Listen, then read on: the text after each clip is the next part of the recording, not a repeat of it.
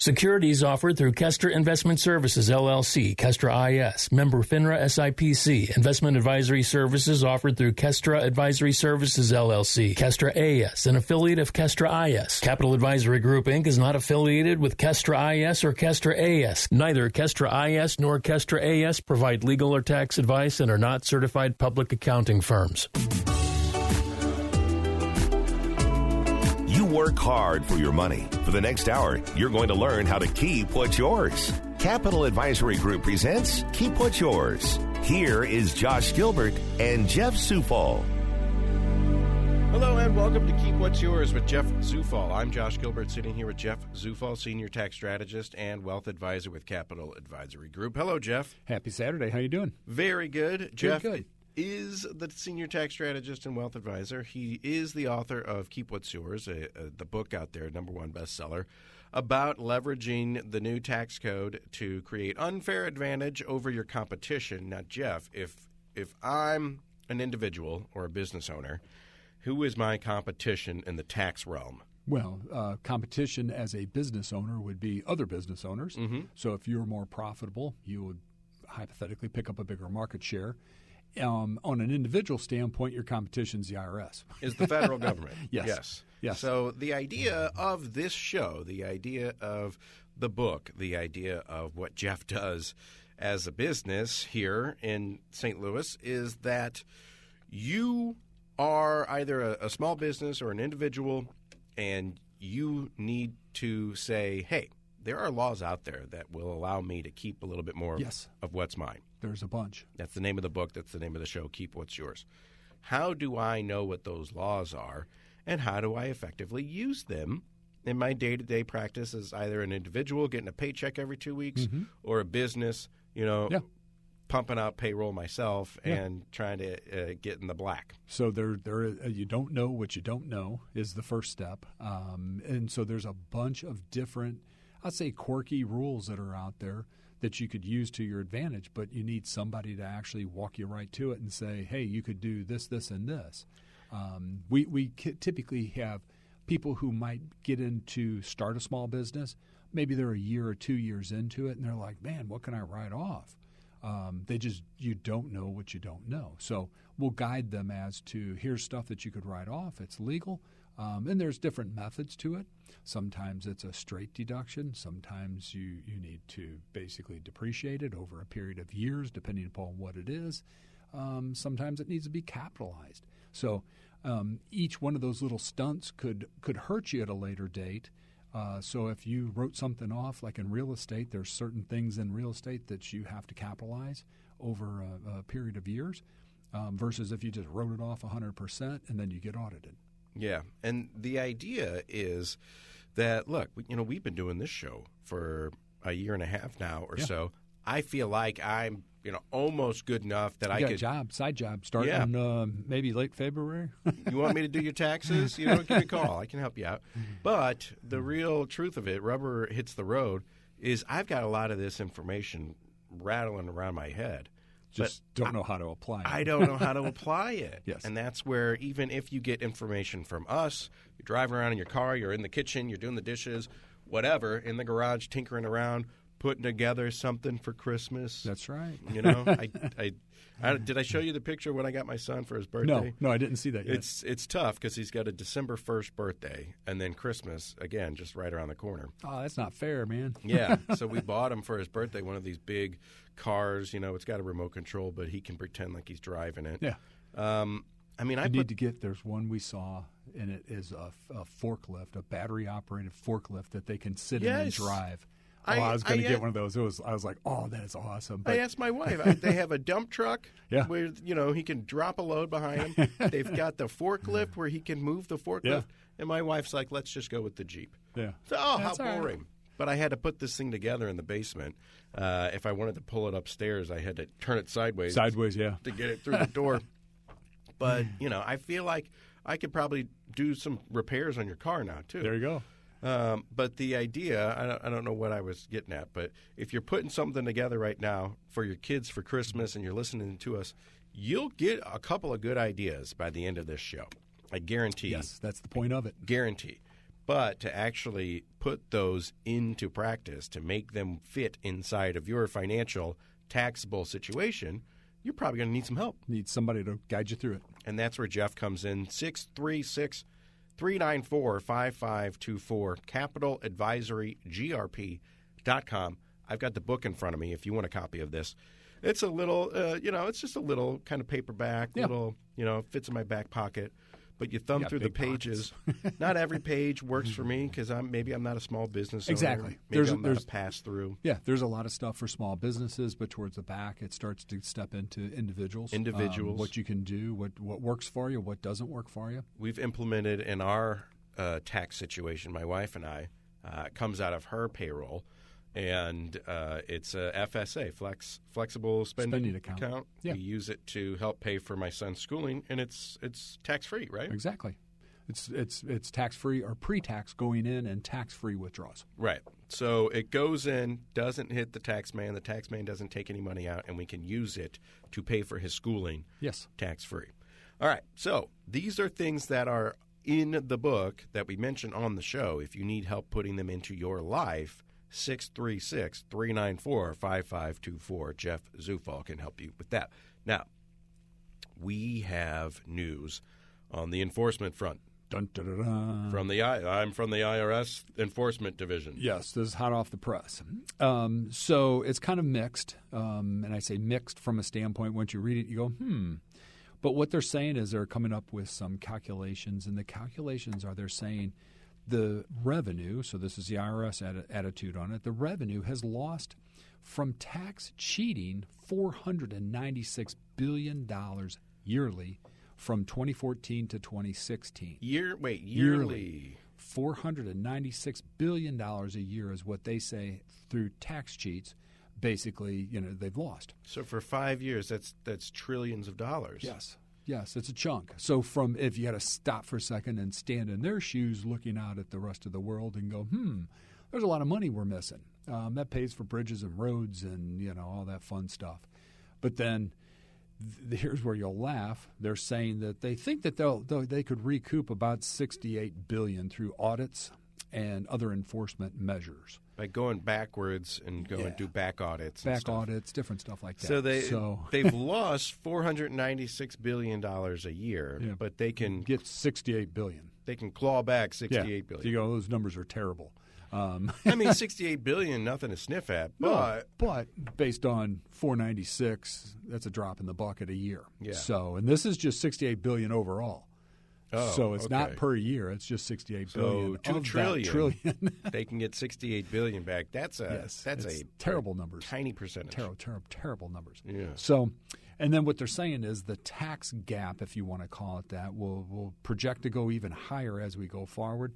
So from 2017 to 2019, they're saying that it would average about $540 billion a year.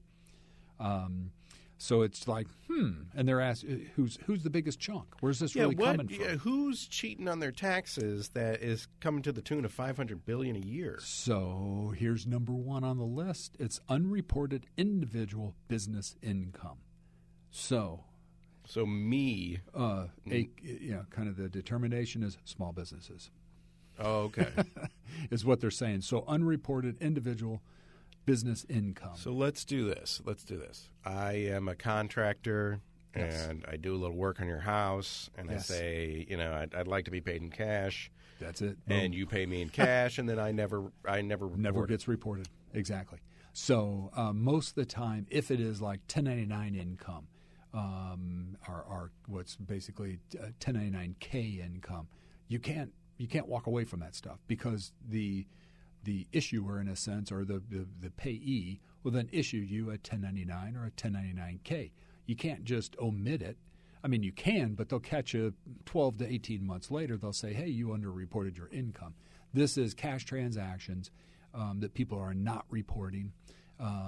Maybe some bartering taking place. Technically, if you barter with somebody, there's a calculation that goes on your tax return. But if you barter and you say, hey, I'll give you this for that, technically that's unreported income. Mm-hmm.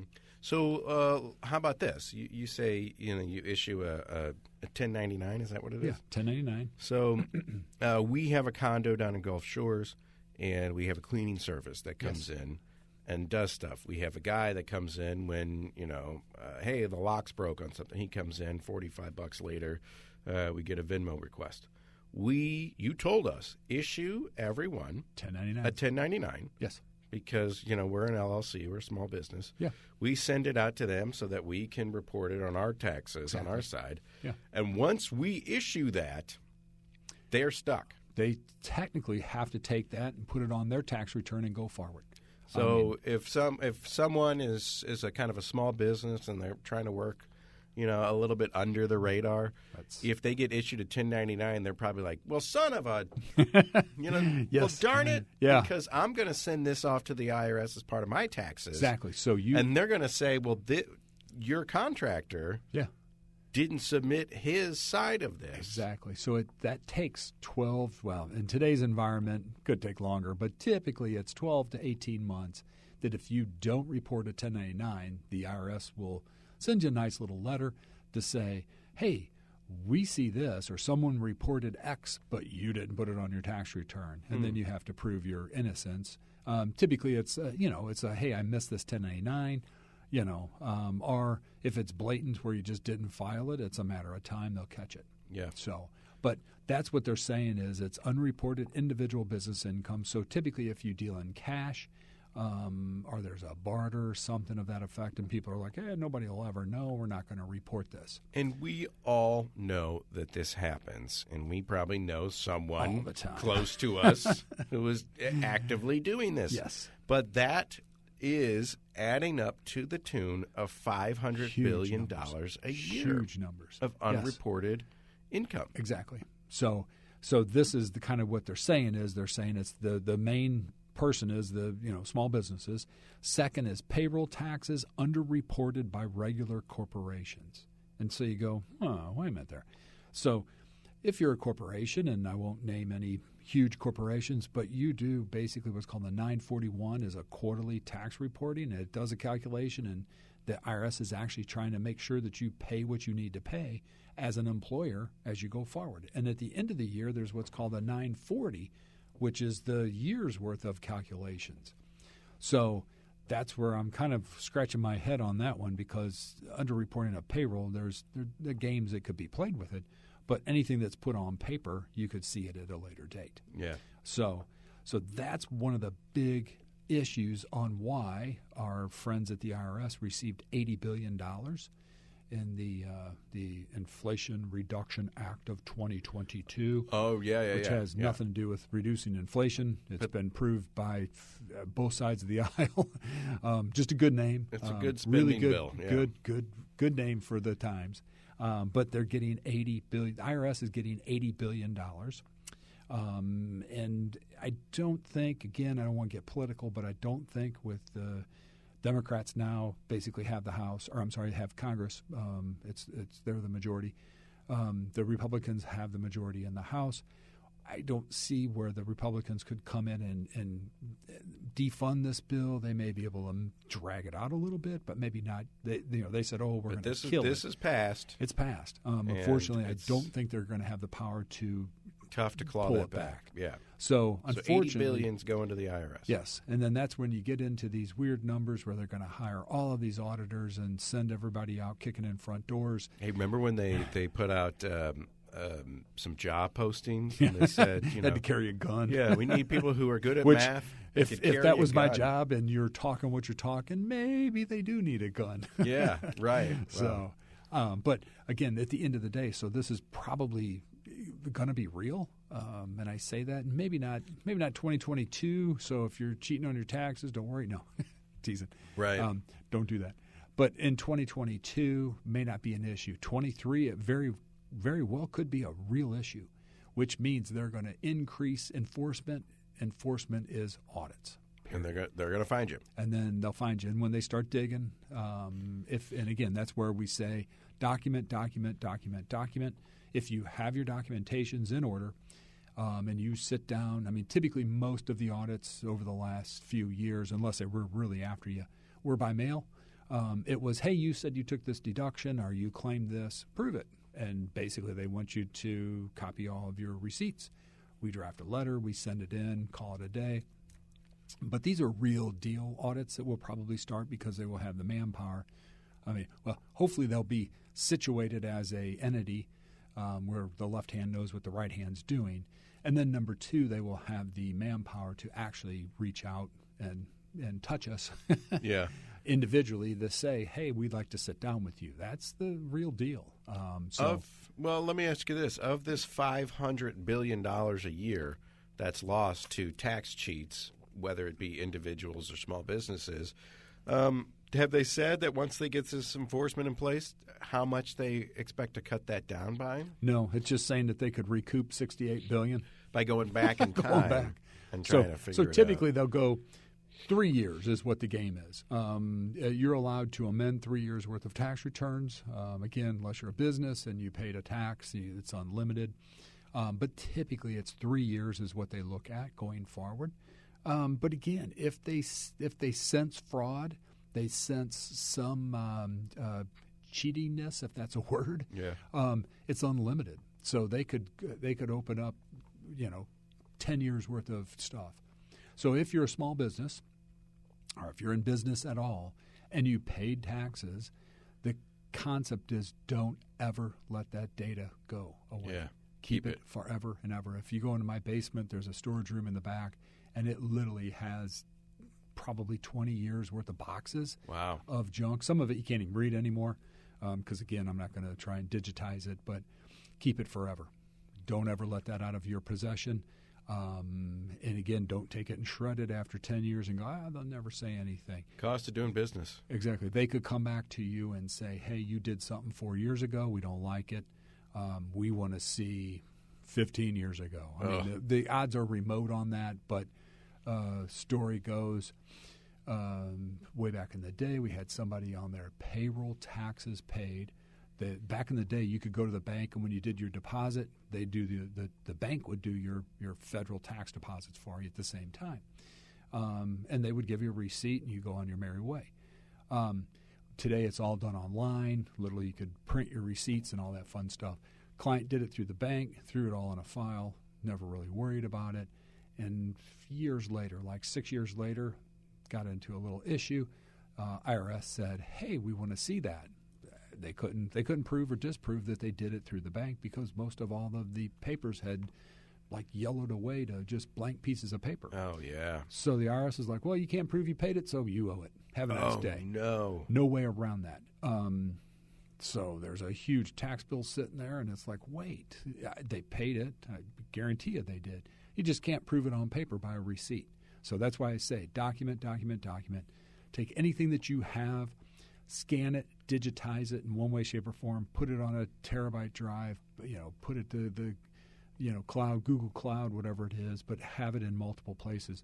So if you ever run into a snag, believe me, to be able to pull that kind of data and say, nope, here it is, I paid it, go away. Yeah. That's what you want.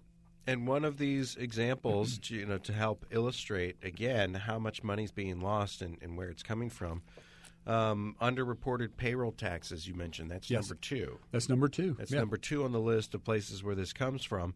And we just saw in the news this week, in the past couple of weeks, the Trump organization, I don't want to name names, but Alan Weisselberg just got convicted of doing exactly this. Rather than get paid, $400,000 and have to be subject to payroll taxes, both from the company side and him personally. Exactly. Because what you've taught us is, I get paid and I pay my payroll taxes. Yeah. But my employer's paying the other half. Exactly. I never knew that. I didn't know that Mr. Dorsey was kicking in on my Social Security. Quite a bit. So to have to avoid that, the employer and the employee would both get a benefit from it. Yeah. So this guy, Alan, up in New York City, was, instead of getting paid $400,000, he was getting paid $200,000. Exactly. But the company was paying for his house. It was paying for his kids' education, cars, crazy all this stuff that they were running through the company. So again, then you say, all right, Trump as a CEO, did he really know what was going on? Did he ask? He's signing the documents, so technically he's on the hook.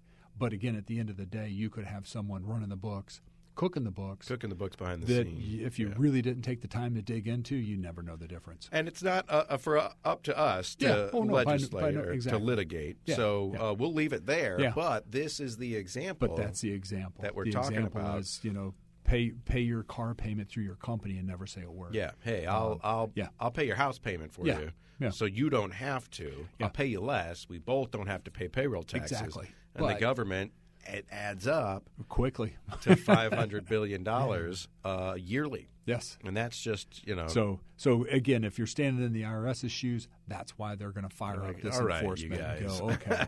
But then as the individual or the business owner on the other side, you're going, wait, don't come after me. Go after that guy, Right. And look, you have people standing up at a podium saying, I'd be stupid to pay more taxes than what I'm legally obligated to. Yes. We all know who said that. Yes. But he's technically right. He's right. Because the laws, like he said, hey, change the laws. Yes. And that was the response. But don't be mad at me. Yeah. Be mad at the IRS. They're They the put ones. it out there. Be mad at the legislation that passes. They're the ones that put this out there. But here's the other thing. It's not just for the super rich. No. There are comes things all the out way there down. that you and I can take advantage of. Now, they have a whole nother tax code to them that applies to them, and we would laugh at half the stuff that we're like, we're going to do that. But we all have the little tax codes that we could use as we go forward to our advantage. So I'm going to say it right now. I, as Josh Gilbert, co-host of Keep What's Yours with Jeff Zufall, would be an idiot to pay my full share of taxes if I legally didn't have to. Yes. And that's the truth. That's the game. The game. And people say, oh, it's only for the rich because the rich can pay the accountants and attorneys to go, hack their way through it. It's for anybody. I mean, literally. And again, though, I say the lower you go from an income standpoint or the less things that you have happening on your tax return, the less you could do, from a tax deduction or credits and so on. So, yeah.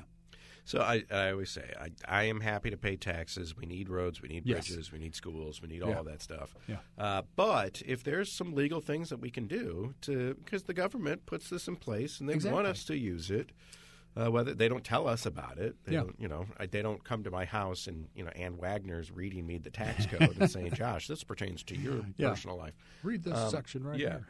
But we have to go out and do that on our own. That's the last step that they said. Now we've passed the law. Now it's up to you figure it out. to figure it out. Yeah. So that's where Jeff comes in. That's where we need Jeff. 636-394-5524, Capital Advisory Group. Jeff is the senior tax strategist and wealth advisor over there.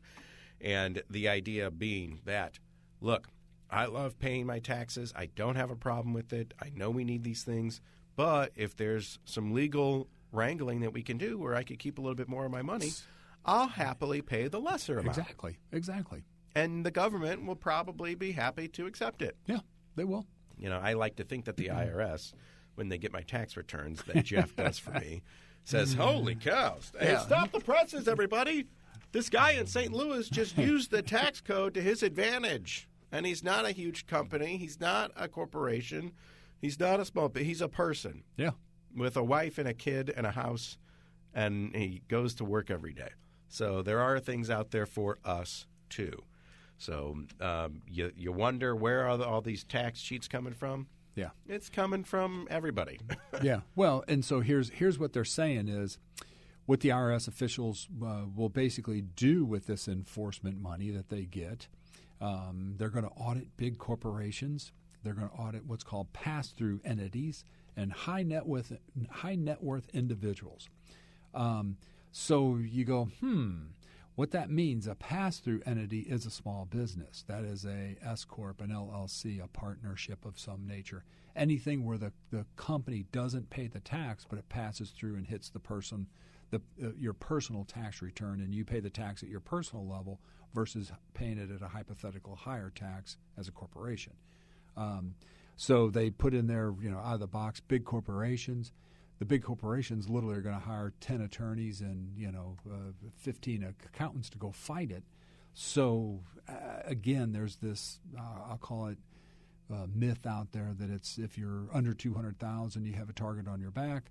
I'd say it's probably easier for the IRS to push that enforcement on somebody under $200,000 of revenue than it is for a major corporation. The payoff's probably bigger on a major corporation. Right. But they're going to be in litigation for forever years. and ever and ever. Yeah. So that's why you go, But the joke, and a lot of people are not buying what they're saying, that, we're only going to go after these guys over here, but yet they throw a pass-through entity in there. That could be a small LLC that does. They could come to my little company here and say, Josh, we know you've been a pass-through. You've been hiding money for years, and you've been say, cheating. All right, you got me. Yeah. I'm not going to hire a lawyer to fight it. Yeah. All right, you got me. So they say, hey, you owe us $500. We see that all the time. People will, after the fact, say, I got this notice from the IRS, and it was $400. I just paid it. And at the end of the day, they don't really need to pay it. I mean, they're not in the wrong. So it's something the IRS picked off a return. They just need further, explanation. Right. That's why you want to keep all of your receipts. Exactly. That's exactly why. So they say if you're under $400,000, you won't see more audits than you do today. Yeah, that's what they're saying. We'll wait and see if that happens. See. I don't know if I buy that or not. But with $80 billion extra to hire, IRS agents and bean counters with guns, yes, they're going to go after somebody. They're going after somebody, and the easier prey, if you want to call that, is the small business, because you're not going to get as much pushback. Exactly. But here's the biggest headline right now: $500 billion a year is being lost. Yeah, as we sit, 2022, it's probably. And again, we know everyone who's done this. We may have participated in this ourselves. Never, I mean, I'm looking at you. I'm looking at you. I'm looking at all of you out there. Don't tell me you never paid somebody under the table for something. Exactly. Even a small transaction of $800. The funny part is I was listening to Continuing Education maybe a month and a half ago, and they said if you were walking down the street and you found $20 and you picked it up, you technically should report that as income. As income. I mean, I cracked up laughing on that, but that's the way it's at. What was the other thing? Drug dealers. Yeah. Who, they're obviously working outside of the law. Outside the scope, yes. But if they get caught, are they technically that'll get them for tax evasion. Tax evasion. All kinds of stupid stuff. You go, what? Hey, that's how they got Al Capone. That's exactly how they got him. And what's his name? Who's the other Mexican cartel guy? Oh, El Chapo. Yeah, they got him for tax evasion too, and it's like, okay. I didn't know I was supposed to pay taxes on Mexican all this tax and Canadian US tax. whiskey that I'm running across the border. So that's the idea. That's where a lot of this $80 billion for enforcement is coming from as we get further along. So moral to the story is this, again, document. And basically don't just go, oh, hey, I'm going to take that deduction because it looks good and it's going to save me tax. Make sure that it's a legit deduction. It's a legal deduction as you go forward. And if they come to you and they say, hey, you owe us money for this, if you got the documentation, you can take it to Jeff. Exactly. Say, is this do I have to pay this? In some cases, we'll have and we have people who we've said, here's how you fix it. You fix it by paying whatever they say that you owe. You physically pay it. It's painful, but you pay it, and then you come back and petition it. And it may take, with the environment we're in and the state of Missouri is way faster, state of Illinois is way faster than the IRS or the federal government from a response, but it could be 6 months for the IRS. It could be a year for the IRS before they even respond to you. So in some cases, to keep the letters from showing up, that they start off, I'll say, cordial, and they get meaner and meaner as they go. And then when they start sending you certified letters, that means they're mad at you. You better respond. Dear sir or madam, and then it goes to, hey. Yeah, we're going to levy us. all your assets. And you're like, what? Right. So. All right. Well, if you find yourself in this situation, or you're saying, look, I pay my taxes and I don't really feel like I have to pay all of these. Well, in some cases, you get these weird scenarios that take place where it's just you don't owe the tax, but yet they're saying, hey, you owe this tax. And you have to prove you're innocent in a sense. To do that may take a couple hurdles to jump through just to get them to realize it. Yeah. So have somebody in your corner. Exactly. Because the IRS has $80 billion backing them up. Oh, yeah. And they're packing heat. 40-some-odd thousand new – and anybody knows if they're in a hiring game today, it takes forever to hire somebody. Yeah. So the trick is they say they're going to hire 40,000 new IRS agents. Hopefully 20,000 of those are clerical that can answer a phone and process paperwork, hopefully. And the other 20 can be the agents, the field agents, basically. But again, to hire 40,000 people, that's a tall order. And I think this is really the concept on this is over the next 10 years is what the game is. So that's why I say I'm not, you shouldn't panic on your 22 Not too return. worried about next year. Don't cheat on it. But right. Again, on your 22 return, it's not like they're going to, you're going to file it and they're going to audit you the next day. It's going to take some time to get the gears. To get the gears in motion and get it going. But again, remember, just whatever you're putting on 22's tax return is out there. Far, 5 years down the road, they could come back and say, hey, we don't like what we see. If they sniff any improprieties, they can open you up for 10, 15, they'll 20 go back. years. And the problem is, like I say that, is most people don't have the documentation to prove it after a couple of years. Yeah. Or we see people are like, yeah, I burnt it or shredded all that. It's like, no, don't do that. Keep it somewhere. Yeah. Jeff Zufall, Senior Tax Strategist and Wealth Advisor with Capital Advisory Group. If you're looking at your personal tax situation or you're a small business and you're saying, is there any way for me to keep a little bit more of my money in my pocket? There probably is. Yes. I mean, realistically, if you're not doing anything, there's a bunch. a bunch of stuff that you can be doing. 636-394-5524, Capital Advisory GRP.com. And you got to imagine, why are you doing all this stuff yourself? Why are you trying to run a small business, do your own taxes? Hey, I'm good with numbers. Yeah, but are you good with the tax code? Exactly. Are you good with... We see a lot of small businesses say, oh, I have this payroll expense, but yet it's just a draw where they're paying themselves regular income. And they're taking it as a deduction. It's not. It's income. So it goes the opposite direction, and then they owe a ton of tax. You started a flower shop because you love flowers. Exactly. You started a T-shirt printing business because you've got good slogans. Yeah. All right, that's fine. But do you know anything about doing books? Probably not. Yes. So Jeff can help you out with that. 636-394-5524. Jeff Zufall, Capital Advisory Group. We're going to go to commercial break, and when we come back, we'll talk about more. Did you buy an electric vehicle this year? Yes. Did you do you want to give a gift to your kids for Christmas time and want to make sure that, Hint, hint, mom and dad. Yeah, mom and dad, you want to give me a down payment on my house? Help me out. You can do that. And everything in the world has a taxable quotient to it, but some things don't. Yeah. And we'll tell you which one those are. It's Keep What's Yours with Jeff Zufall, keeping more money in your pocket rather than going out to the government in the form of taxes. Keep What's Yours continues with Josh Gilbert and Jeff Zufall.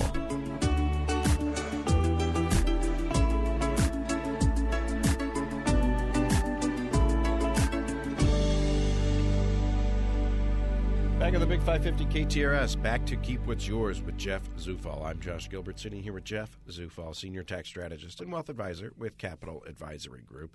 And, Jeff, we were talking when we went into the commercial break.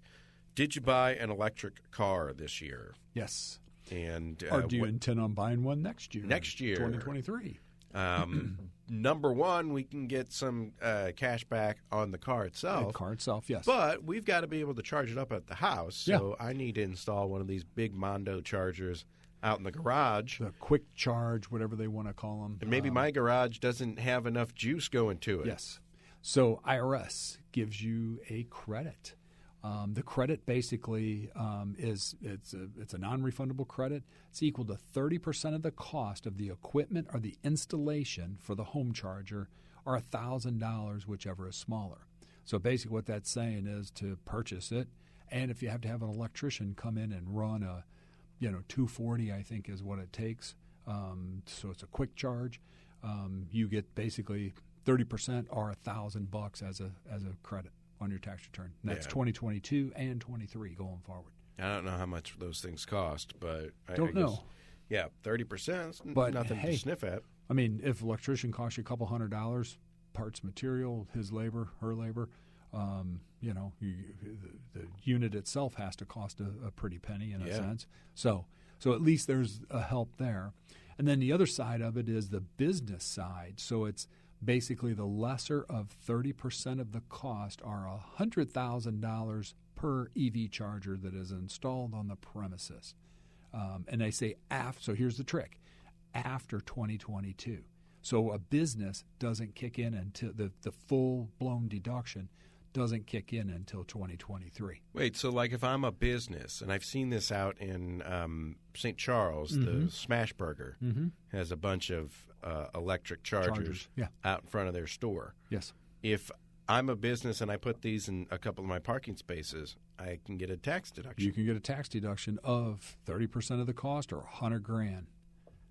But it doesn't start till January 1 of 2023. Well, I'll wait until January 2.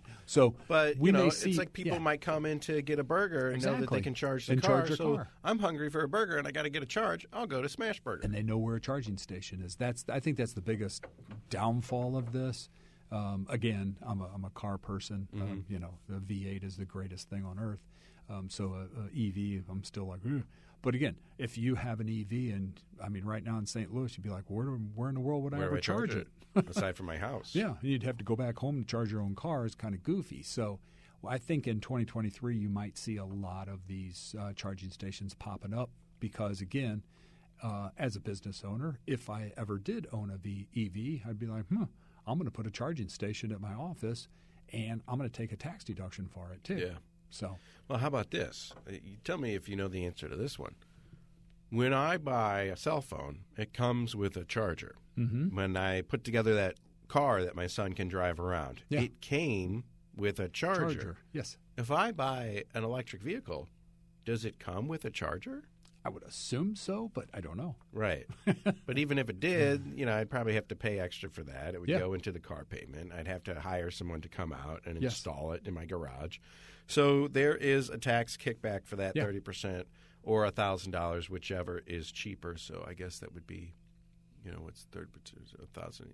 If it's $5,000, you get $1,000 back. Exactly. Because that's Well, that's I mean, you got to realize the time of an electrician to come to your house, the material that they would use, it's going to be $1,000 right there. Yeah. Just to put the thing in, plus what the actual cost of the charger that hangs on the wall is. Because I don't think you can just plug in an extension cord and go, hey, boom, here we go. Yeah. And what, we don't like to talk politics on this show because it's not really worth it. It's not our bag. It's not our lane. But regardless of what your political persuasions are, Jeff, you deal with small business. You're an expert in small businesses. Yes. You deal with personal, my individual income taxes. That's what I come to you when I got to file April 15th. I go to you and you do that for us. When people come in, do they say, will anyone ever say, well, I hate that Green New Deal, and I'm not going to take that tax deduction? A handful will say that, but if I said, hey, here's the tax deduction, here's the money. Go, wait a minute. Well, if it's on the books, then I'll take it. Yes. But I'm not going to be happy about it. Yes. But some of them have heard it. They just don't understand what the benefits are to us as individuals or to businesses. Trump tax cuts. Maybe I didn't agree with it, but everybody was like, oh, my gosh. But he brought back to life qualified business income deduction. So basically, easiest way to explain it is first 20% of your profit, you don't pay tax on. Right. Period. That gives you the ability to hire people, to buy equipment. The child tax credit. Child tax credit. Look, I don't know if I necessarily agree with this or not, but I'm getting a check in the mail every month. Yeah. Or at least I was. You were. And so I'm going to cash that and use it to buy diapers. Exactly. So, whether you agree with the legislation or not. The dollars that they put out there and the theory was perfect. They were like 9 months late to the party, though. Right. So whether you agree with it or not, it's coming to you. It's on the books. Yeah. So, are you going to politics over your pocketbook? I'm not going to take that. No, you take any credit that's out there to your advantage. You can lobby to get rid of it. Yeah. Sure, go ahead. And again, you have the issue where there's some stuff out there that people might have heard. I think it's a book out there that's zero-sum game. And what it says is you can take your tax to zero. So here's the bad side of that as you go forward. So paying some tax is decent. But if you took your tax to zero, you're not paying into the system.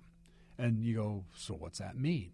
It means that when you go to claim Social Security and Medicare, you never paid in because you made your... Oh, and you don't get any. Exactly. So either your benefit is zero or it's going to be a greatly reduced benefit. So the concept is human nature is, hey, if I save this money and not pay it in taxes, you better save it on the other side through tax deductions or tax deferral or something, because you're not going to get as much as what you think you're going to get in benefits, and it's not an entitlement, it's a benefit. Yeah, right. When you retire. I mean, I hear tons of our elected officials saying, oh, it's an entitlement. No, I've been paying for years. You paid for it probably 2 times what you're going to get paid back. Yeah, so, right. And that's one of those things. I don't know if I'm diligent enough. I don't know if I'm dedicated enough that zero to save for my own retirement. Yeah, I mean, to a degree, but that's like forced savings to get you to do it. And yes, you could probably be more efficient by putting money in 401ks and so on and so forth. Doing it on my own. And doing it on your own than you would giving it to the feds, and 70% gets siphoned off for the IOUs, and 30% is paid back to you. But that's where that human nature comes into play, and you have to battle that as you go forward so that you're successful in retirement. Yep. Speaking of which, the Missouri Department of Revenue raised their rate. If you owe the state money, you went from 2.9 or something like that. It was 2.5 to 3%, somewhere in that range in the past, because the IRS did this too. If you owe them money. So the game, maybe let me paraphrase that a little bit better. So as a business owner, and we talked a little bit about this last week, interest rates are starting to skyrocket.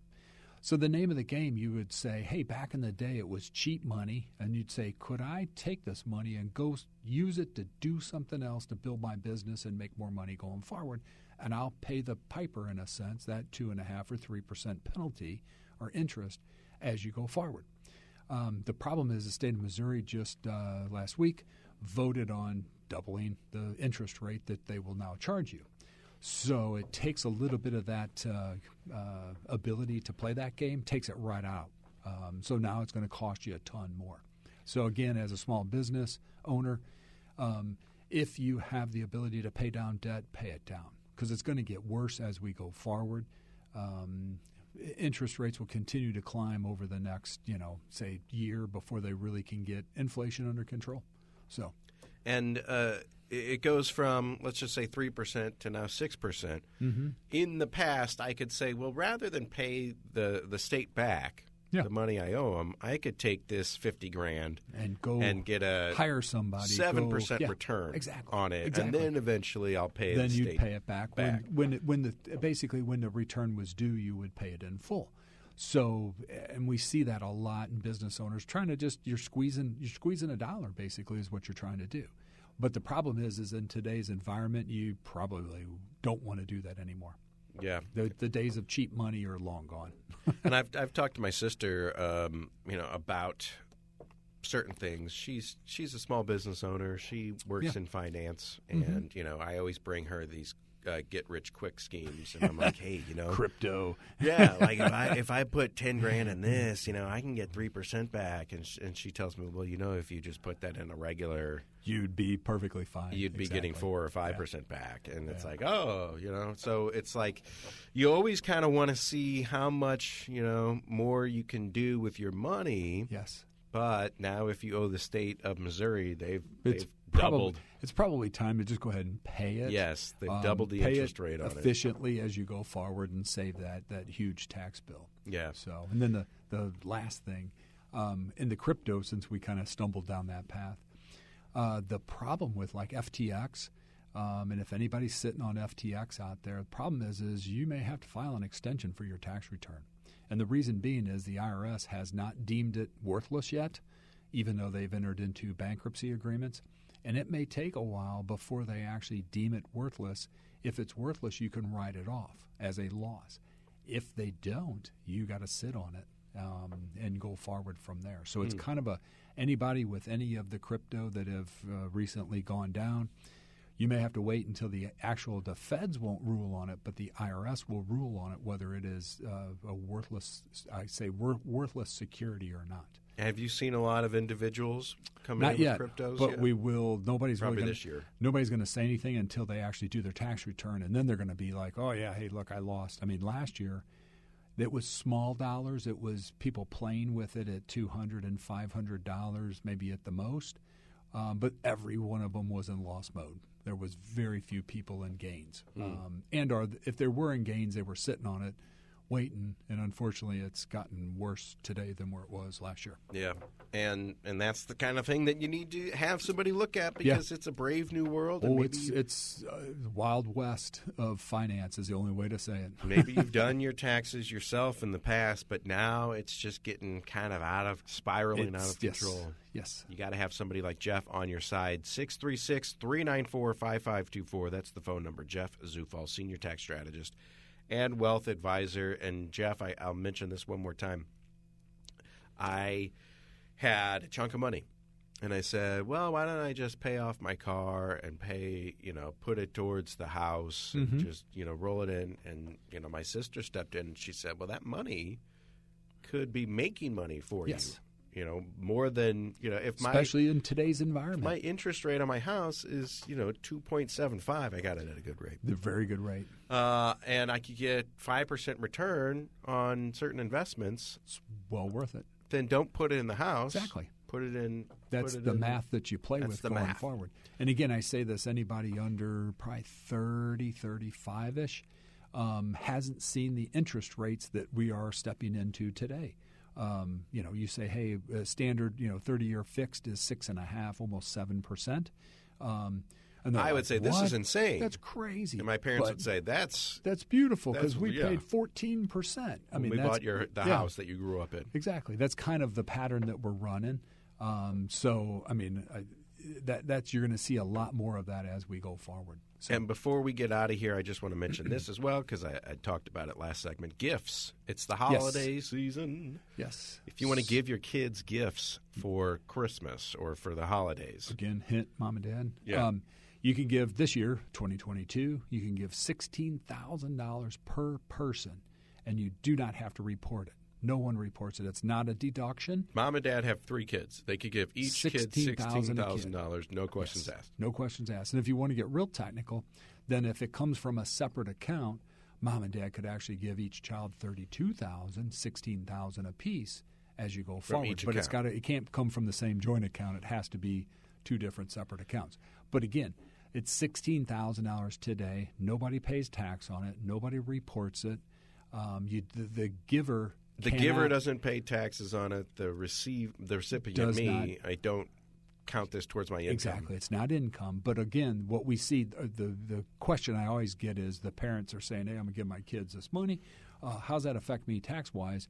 Thinking that it's a deduction. It is not a deduction to the giftee. Basically, it's out of the kindness of your heart. You're writing a check. Have a nice day. They don't pay taxes on it on their end, but you don't get to take a deduction on your end. Exactly. You can't double dip. So in next year, 2023, it goes to $17,000 per person per year. And is this just familial relations or anybody? You literally go stand out on a street corner, and everybody that drives by, hand them $16,000. As long as that person, corner are you going to be on? As long as that person doesn't do a UE and come back in line, right. Then you've stepped over. And so if you step over that amount, 16 this year, 17 next year, then you start paying a gift tax return. The gifter has to file a gift tax return on anything over that. But what if I, go to the bank and just say, here's $16,000? Well, but if it's in check form, you're okay. Or if it's wired in, you're sort of okay. But if it's $16,000 in dollar bills, one, you got a big bag of money, and 2, the bank's going to be like, where'd this come from? Because they think you're, running money for somebody. Drug dealer, laundering money, whatever the case may be. But you just say, I got this from my parents, and maybe you have to fill out a form or something. They're going to fill one out automatically for you, so whether you want to it or not. Yeah. But that's all part of the game. So as long as that doesn't happen like every 2 weeks, once a month, because you don't want to be on that list, eventually at some point in time, someone will knock on your front door, and they're not nice guys or girls. Right. That's how you get caught, is if you're depositing $16,000 every week. Yeah, in cash. In cash. Now, if that the exception to that rule, there's always an exception, is if, say, that you have a retail store. And you go to the bank every other couple of days, and you're taking a big bag of cash in, and you're making sure that you have your cash registers the correct cash. That's different, because that's your normal pattern as you go forward. They don't really question that much. But if you and I walk in and go, "Hey, here's $16,000 cash," that's an issue, huge issue. Used to be $10,000 or greater, they automatically fire up a suspicious activity report. In today's environment, it's probably more. They never really said, probably more like 5,000 or greater. And you said they probably will do this whether they hand us a sheet or not. Yeah, if it's over 10, I think they're forced to actually fill the form out. They don't tell you what they're doing, but they fill it out. Yeah. And then your name goes on a list. And the theory is, yes, if you do that maybe once a year, I don't know what the exact rule is, but if you do it once a year, twice a year, I think you're okay. But if it's consistent or you're concealing, and I say concealing, you're doing $9,850, and you do that religiously, trying to get under that you're threshold. Trying to stay under that threshold. Yes, your name will go on a list. They got their eye on you. And you go to the top of the list. Yeah. You're not as smart as you thought you were. But if it's a check coming one-time gift. Yeah, somebody's personal bank account, you take $16,000. You take it to the bank and deposit it. They could care less because there's a paper trail. How about that? So all right, cashier's checks are a little shaky. You hear that, Mom and Dad? Merry Christmas. Exactly. All right. Well, Jeff, thank you so much. I'll give the number out one more time, 636-394-5524. Jeff Zufall, Senior Tax Strategist and Wealth Advisor with Capital Advisory Group, CapitalAdvisoryGrp.com. Go visit him out in Ellisville. 636-394-5524. Are you paying too much in taxes? Are you not? You don't have enough withholdings, maybe. Are you a small business and you say, what can I be doing to maximize my profits? If you are just a person and you say, look, I heard you guys talking about stuff on the air and I want to be able to take advantage of some things too, bring your information to Jeff and he will help you out. 636-394-5524. Jeff, thank you so much. You betcha. Thank you. See you next week. You've been listening to Keep What's Yours with Josh Gilbert and Jeff Zufall, Senior Tax Strategist and Wealth Manager at Capital Advisory Group. To learn more, call 636-394-5524 or visit CapitalAdvisoryGrp.com.